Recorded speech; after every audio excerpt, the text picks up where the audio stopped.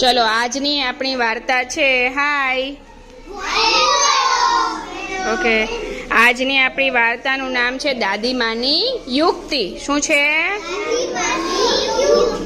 ચલો ફરીથી એક વખત બોલો તો નામ શું છે વાર્તાનું નામ દાદીમાની બરાબર દાદીમા જો કઈ રીતે શું યુક્તિ કરી અને કોને બચાવે છે આપણે જોશું વાર્તામાં કોની વાર્તા છે એક ઘેટાના બચ્ચાની છે કોની છે અને એ ઘેટાનું બચ્ચું છે એ જંગલમાં જાય છે એના દાદીના ઘરે ત્યારે એને કોણ સામું મળે છે અને કઈ રીતે એના દાદીમાં બચાવે છે એના વિશેની વાર્તા છે હો ભાઈ સાંભળશો ને બધાએ ઓકે ચાલો એક હતું ઘેટાનું બચ્ચું કોણ હતું એક હતું ઘેટાનું બચ્ચું હવે બચ્ચું છે દાદીના ઘેર જતું હતું તો દાદીના ઘેર જતું હતું જંગલમાં તો રસ્તામાં એને કોણ મળ્યું હા ચિત્રમાં જોવું જોઈએ કોણ છે ભાઈ શિયાળ ભાઈ બરાબર તો એ ઘેટાના બચ્ચાને એક શિયાળ ભાઈ મળ્યા કોણ મળ્યું શિયાળ ભાઈ મળ્યા તો શિયાળભાઈ બોલ્યા એ ઘેટાના બચ્ચા તું ક્યાં જાય છે શું કીધું ક્યાં જાય છે તો બિચારું ઘેટાનું બચ્ચું તો ગભરાઈ ગયું શું થઈ ગયું ગભરાઈ ગયું ડરી ગયું શું થઈ ગયું ડરી ગયું તો એ ઘેટાનું બચ્ચું કે હું તો દાદીના ઘેર જાઉં છું શું કહે છે દાદીના ઘરે જાઉં છું તો શિયાળભાઈ કે હું તને ખાઈ જાઉં શું કરું ખાઈ જાઉં હું તને ખાઈ જઈશ શું કીધું તો ઘેટાનું બચ્ચું તો ડરી ગયું શું થઈ ગયું ડરી ગયું એને કીધું દાદીના ઘેર જાવા દે તાજું માજું ખાવા દે પછી તું મને ખાઈ જાજે બરાબર તો શિયાળ બોલ્યું ઠીક છે ચાલ જા તારા દાદીના ઘરે જઈ આવ પછી પાછું અહીંયા મારી પાસે આવજે શું કીધું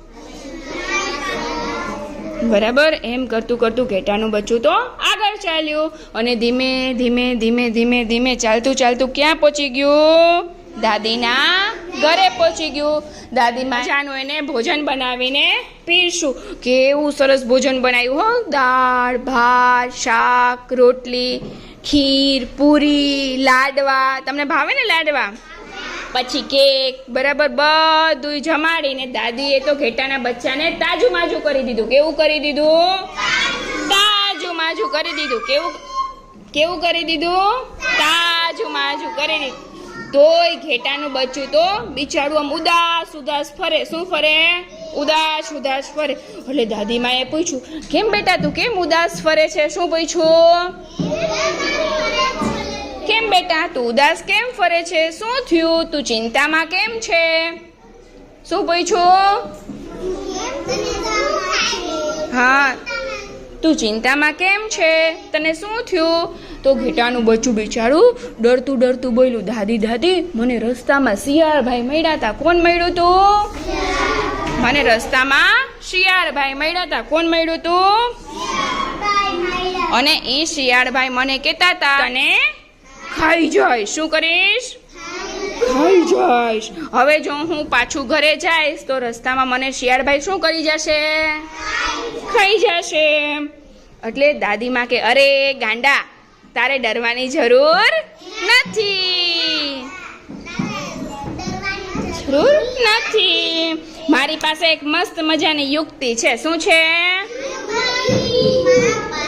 મસ્ત મજાની યુક્તિ છે હા તો દાદીમાએ તો એક મસ્ત મજાનું ઢોલકડું મગાવ્યું શું મગાવ્યું ઢોલકડું મગાવ્યું અને એ ઢોલકડાનું ઢાંકણું ખોલી અને એમાં બચ્ચાને પૂરી દીધું કે તું આમાં જતું રહે હવે ઘેટાનું બચ્ચું તો અંદર ઢોલકડામાં વયું ગયું જેવું અંદર ગયું તરત જ દાદીમાએ ઢોલકડાનું મોઢું બંધ કરી દીધું શું કરી દીધું બંધ કરી દીધું અને ઢોલકડાને એ જો ઢોલકડાનો આકાર કેવો છે એનું મોઢું છે એ ગોળ છે પણ આમ કેવો છે લાંબુ સરસ વેરી ગુડ કેવું છે લાંબુ. અને લાંબુ છે પણ કેવો આકાર કહેવાય એને? આકાર કેવો કહેવાય?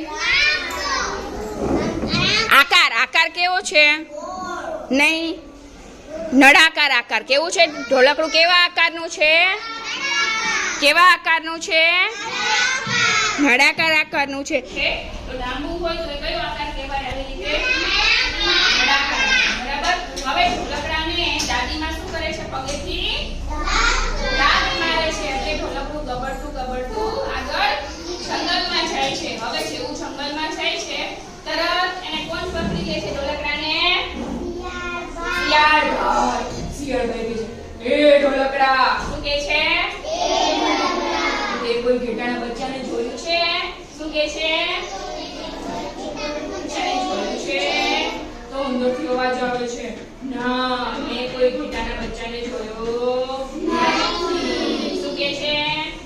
ના, મેં કોઈ ઘેટાના બચ્ચાને જોયું. ચલ ઢોલકડા ઢંકા.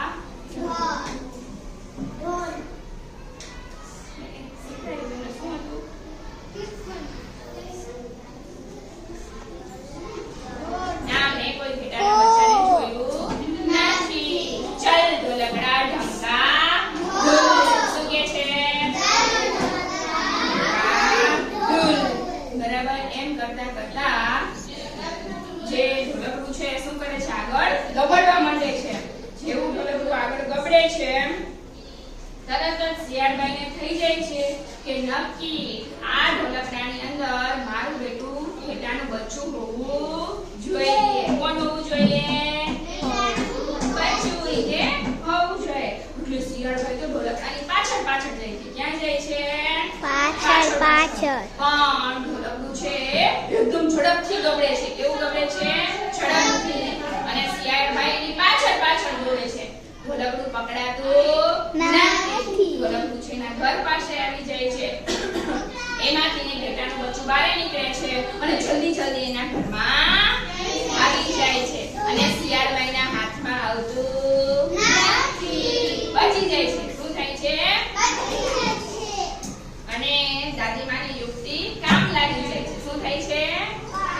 કામ લાગી જાય છે ને? બરાબર. ચાલો, દાદીમાએ ઘેટાના બચ્ચાને ગબડાવવા માટે શેનો ઉપયોગ કર્યો હતો? ઢોલકડાનો. શા માટે? બચાવવા માટે. Very good. કેમ કે ઢોલકડું છે એની અંદર જો બચ્ચું સંતાઈ જાય તો કોઈને દેખાય નહીં. અને દેખાય નહીં શિયાળભાઈને તો બચી જાય ને.